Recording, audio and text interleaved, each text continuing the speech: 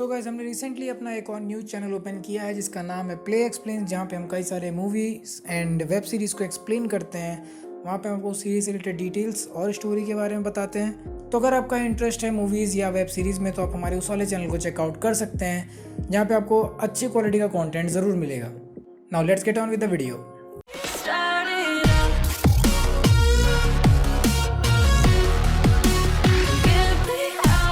हे guys, मैं आप सभी का वेलकम करता हूँ मांगा वीकली की एक और न्यू वीडियो में। और आज की इस वीडियो में हम रिव्यू करने वाले हैं चैप्टर नंबर 1050 जिसका नाम है ऑनर। सो गाइस, अब बिना टाइम वेस्ट किए लेट्स बिगिन। सो बात करें कवर पेज की तो दोबारा से देखने को मिलता है जरमा द और इस बार इची और रेजू होल के आइलैंड पे आ चुके हैं अपने भाइयों को बचाने। सो लेट्स सी आगे क्या होने वाला है। वैसे देख के लगता नहीं कि 66 वाले थोड़ा भी पीछे रहेंगे, क्योंकि इचिजी ने लिटरली एक लड़की को या हम कहें एक बच्ची को उसका गला दबोच के रखा है। So shit is going dark here. बात करें चैप्टर के टाइटल की तो चैप्टर का टाइटल है ऑनर। चैप्टर का टाइटल बहुत ही अंडररेटेड है इस चैप्टर के लिए, क्योंकि title is not related to Luffy और Kaido, it is related to Yasu. और टाइटल से ये बताने की कोशिश की गई है कि आखिर ऑनर क्या चीज होती है। खैर, आप ही वीडियो को पॉज करो और सोचो कि आखिर ऑनर क्या होता है। Well, honour is something you get जब आपने अपने लाइफ का पर्पस फुलफिल किया हो सकता हो आप अपने गोल्स तक नहीं पहुंचे, लेकिन आप कभी हार नहीं माने and you continue to give your efforts. जैसे कि अगर हम रियल लाइफ में देखें तो हमारे honourable freedom fighters, her freedom fighter ने हमारे कंट्री के लिए कुछ ना कुछ ऑनरेबल काम किया है। और जब कोई भी इंसान ऐसे ऑनर के साथ मरता है तो उसकी डेथ की रेस्पेक्ट की जाती है।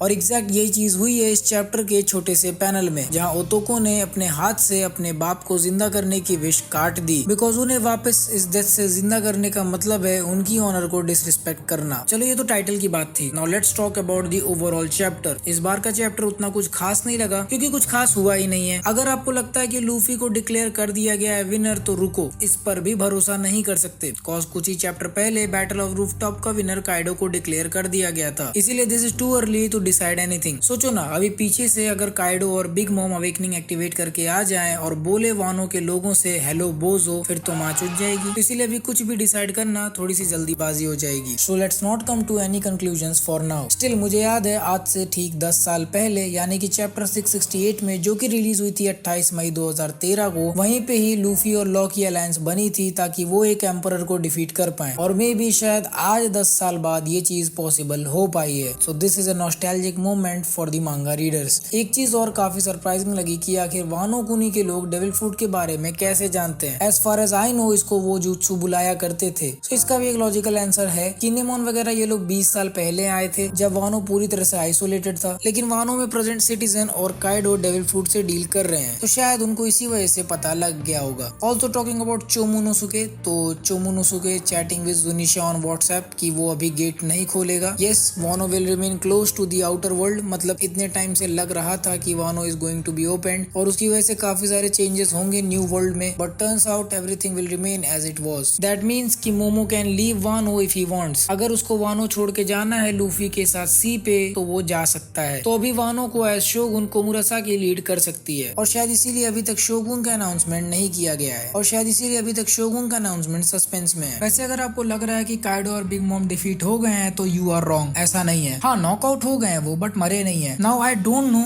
इन दोनों की ड्यूरेबिलिटी कितनी है, क्या वो मैग्मा से भी इम्यून है या फिर नहीं। क्योंकि हमने ओडेन, जो कि एक डिसेंट पावर वाला इंसान था, उसने भी बॉइलिंग ऑयल में 1 घंटे से ज्यादा अकाजायानाइन को अपने सर पर रखा था। ओडेन तब भी नहीं मरा था। वो तो काइडो था जिसने उसके सर पर गोली मार के उसे जान से मार डाला। लेकिन ये चीज सेम काइडो के साथ नहीं होगी। उसको कोई नहीं मारेगा। लूफी तो बिल्कुल भी नहीं। लूफी कभी भी किसी भी विलन के ड्रीम को पूरा नहीं होने देता। दूसरों की ड्रीम कुचलने में उसको मजा आता है। सो काइडो तो नहीं मरेगा। और रही बात अगर मैग्मा की, तो अगर ओडेन इतने टाइम तक ऑयल में तल सकता है तो काइडो और बिग मॉम तो गॉड वैली सर्वाइवर्स है, इनको कुछ नहीं होने वाला। एंड अगर हम मान लेते हैं कि बिग मॉम मरती भी है, जो कि एक बहुत ही rare possibility because Big Mom is very durable being, तो भी काइडो उसे पक्का बचा लेगा बिकॉज गॉड वैली पे उसका एक डेट है जब लिनलिन ने उसे बचाया था। या फिर ऐसा भी हो सकता है कि शायद लिनलिन ही दोबारा से काइडो को बचाए अपना छोटा भाई समझकर, क्योंकि मुझे तो बिल्कुल भी नहीं लगता कि कोई 2-3 साल पुराना रूकी इतने बड़े बड़े योंकोस को इतनी इजीली डिफीट कर देगा। तो अब हम चलते हैं चैप्टर के डिटेल एक्सप्लेनेशन में। आप अपने थॉट्स मुझे कमेंट सेक्शन में बता सकते हो।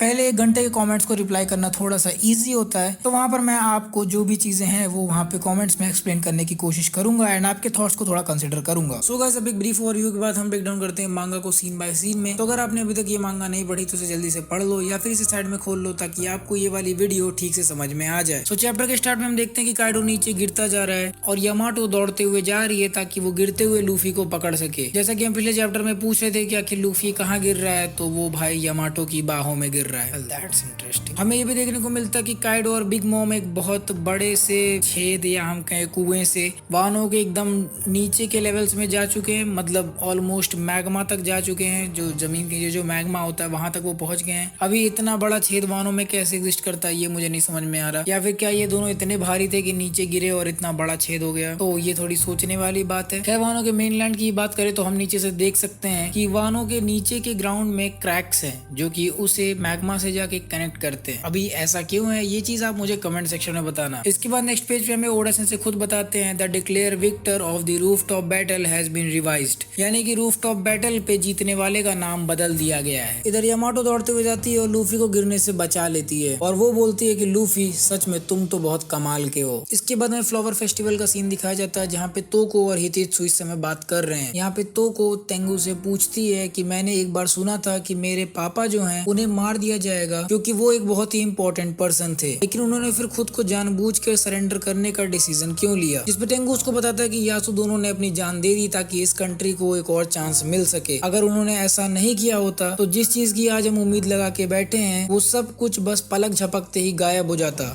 उन्होंने खुद को सैक्रिफाइस किया ताकि वो बड़े फ्यूचर को पॉसिबल कर पाएं। इसके बाद हमें फ्लैशबैक दिखता है कि आखिर यासु को एक स्माइल डेड फ्रूट कैसे मिला। मुझे ऐसा लगता था कि शायद यासु को ये फ्रूट फोर्सफुली खिलाया गया होगा बिकॉज वो इतना चूतिया तो है नहीं कि वो खुद ही जाके स्माइल डेविल फ्रूट खा ले, लेकिन ऐसा नहीं हुआ था। यासु ने डेविल फ्रूट इसलिए खाया था क्योंकि उसकी अपनी बेटी ने गलती से वो डेविल फ्रूट खा लिया और ताकि वो अकेले इस चीज से सफर ना करे उसने भी उसके साथ उस फ्रूट को खा लिया था। हितेत्सु उसको आगे बताता है कि तुम्हारे पापा ने ऐसा होप किया था कि एक दिन तुम खुशी से रह पाओगी। तोको ये चीजें सुन के बहुत इमोशनल हो जाती है और वो अपने विश लैंटर्न पर से अपने विश को चेंज कर देती है और ये चीज हितेत्सु देख के बहुत ज्यादा इमोशनल हो जाता है और बोलता है कि एक समुराई के लिए इससे बड़ी ऑनर की चीज नहीं होती। एंड इसके बाद हम तोको के विश लैंटर्न को देख सकते हैं कि उसने अपनी एक लौती विश जो कि था उसको अपने पापा से मिलना, उसे भी क्रॉस आउट कर दिया है। तोको यहाँ पर एक बात ये समझ गई कि उसके पापा के डेथ का कुछ मीनिंग था। अगर वो उन्हें यहाँ पर वापस लाने का विश करती है देन दैट मीन्स कि उनका डेथ बिल्कुल ही मीनिंगलेस हो जाएगा। यार मुझे नारुतो क्यों याद आ रहा है, अच्छा इसीलिए वो फाइनल आर्क बेकार हो गया था।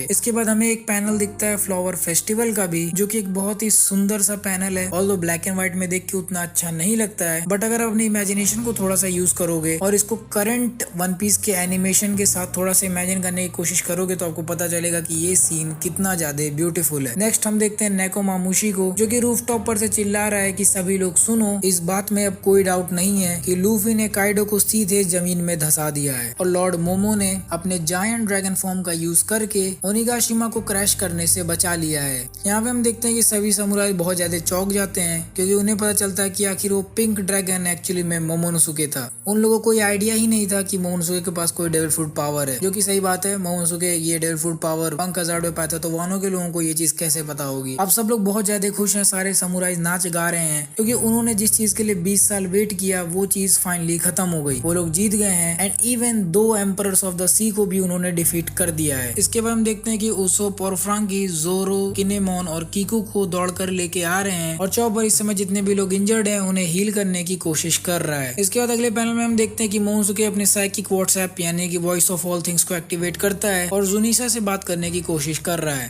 वो जुनिसा से बोलता है कि मैंने बहुत देर तक सोचा और मैंने डिसाइड किया है कि मैं अभी वानों के बॉर्डर्स को नहीं खोल सकता। इस पे जुनिसा उससे बोलती है कि ठीक है, जैसा आप बोलोगे वैसा ही होगा, आपके डिसीजन पे कोई भी क्वेश्चन नहीं किया जाएगा। तभी मोमोनोसुके को एक बहुत बड़े अर्थक्वेक की आवाज आती है। उसके बाद सीन चेंज होकर ओनिगाशिमा की तरफ आ जाता है जहाँ पे बचे हुए बीस्ट पायरेट्स इस समय अभी भी समुराई से फाइट करना चाहते हैं। उनका ये कहना है कि अभी भी हमारी संख्या तुमसे ज्यादा है, हम लोग तुम्हें टेक डाउन कर सकते हैं समुराइज। वो ये मानने को तैयार ही नहीं कि काइडो एक्चुअली में हार गया है, आखिर वो एक योंको का क्रू है, ऐसे कैसे हार मान ले। इधर फ्रांकी भी ये बातें सुन के फायर अप हो जाता है और वो भी कहता आओ देखते हैं किस में ज्यादा दम है। लेकिन तभी वहाँ पर यामाटो आ जाती है और बोलती है कि बीस्ट पायरेट्स अपने घोड़े संभाल संभाल के रखो, तुम्हारी जान एक बार ऑलरेडी बख्श दे दी गई है। यामाटो बोलती है कि मोमोनोसुके ने अभी अभी ओनिगाशिमा को नीचे धंसने से बचाया है, तुम सभी लोग खत्म हो जाते अगर मोमोनोसुके वहाँ पर नहीं होता। क्या तुम अभी भी उसी इंसान से लड़ोगे जिसने तुम्हारी जान बचाई? और अगर तुम ऐसा करने का सोचते